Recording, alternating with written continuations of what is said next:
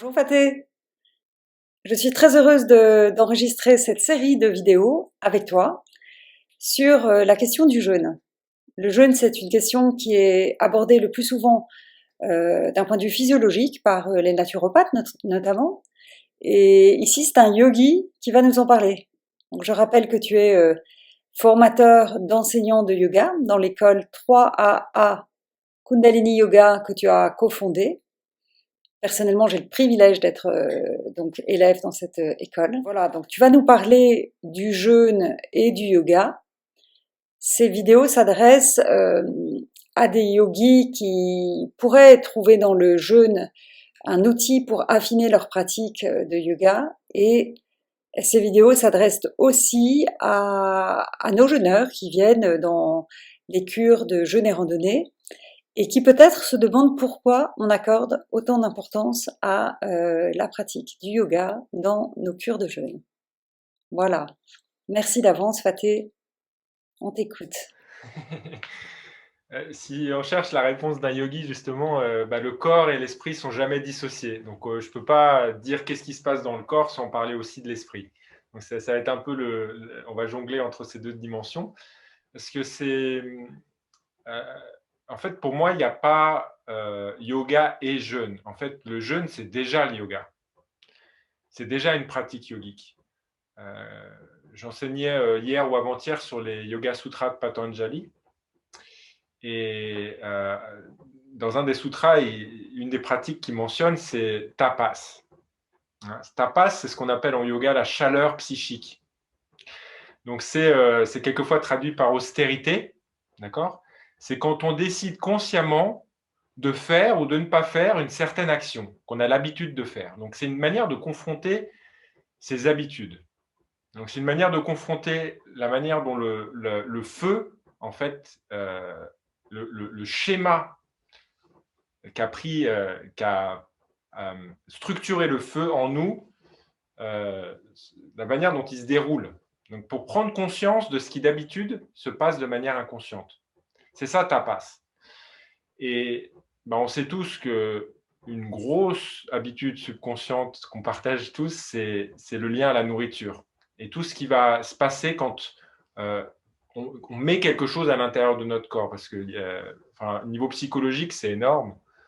Ce qu'on met dans notre corps, c'est pour combler à un moment donné un vide. Et c'est un vide qui est là, évidemment physiquement, parce que l'estomac est réellement, physiologiquement, physiquement vide. Mais à un niveau psychologique, il y a une résonance immédiate qui est que ce que je vais mettre à l'intérieur, c'est aussi pour combler le vide que je vais sentir émotionnellement quelque part. D'accord ? Donc, quand on parle de tapas, ça veut dire que si j'ai l'habitude de manger de manière assez automatique et inconsciente, à la minute où je vais décider, mais que ce soit même pour quelques heures, que ce soit pour une journée, que ce soit pour des périodes de jeûne un peu plus longues, ça va tout de suite confronter cette habitude-là. D'accord ? Donc c'est pour ça que c'est très difficile de dire mais qu'est-ce que ça fait à un niveau physiologique sans parler du côté émotionnel et spirituel, parce que immédiatement, ma physiologie, elle va être différente en fonction de mon corps émotionnel et de mon corps, la structuration de mon corps mental. Donc le jeûne, en fait, il va être physiologiquement différent pour chaque individu, en fonction de sa structure psychologique. Donc ça, c'est très important de le savoir, parce que quand on dit, mais est-ce que c'est intéressant de lier le yoga au sens large, donc c'est aussi un travail sur l'énergie et les émotions avec le yoga, moi je dirais presque c'est essentiel, parce que sinon on va proposer un programme qui est le même pour tous, alors qu'en fait on a tous une manière différente de vivre le jeûne. Le yoga, ça va être une manière en fait d'apprivoiser le processus et d'inviter l'ensemble de notre psyché dans le processus de tapas, de purification. D'accord ? Donc, en Ayurveda ou en yoga, on dit même que quelquefois, ce n'est pas conseillé pour certaines physiologies, certains types de psychologie aussi, de jeûner parce que ça crée un grand stress sur le corps. Et ce stress-là, il faut qu'il puisse être accueilli par notre structure. Sinon, c'est juste tendre l'élastique, et à un moment donné, il va devoir se relâcher. Donc, l'idée dans le processus de jeûne, ça va être au plus possible de pouvoir l'accompagner par un travail qui peut être aussi émotionnel, voire spirituel, pour que notre corps puisse vraiment aller dans le processus de purification cellulaire que peut apporter le jeûne. Donc voilà, je voulais juste déjà poser ça parce que c'est tout le temps relié en fait. Si on parle de yoga, c'est-à-dire que je ne peux pas prendre le physique indépendamment du reste des corps. Dans le Kundalini Yoga, on parle de 10 corps et ils sont toujours intriqués. D'accord?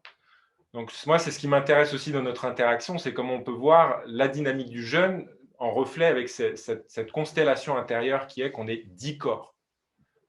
Donc après, on pourra avoir effectivement des pratiques en fonction des différents corps qui sont en jeu pour accompagner au mieux le processus.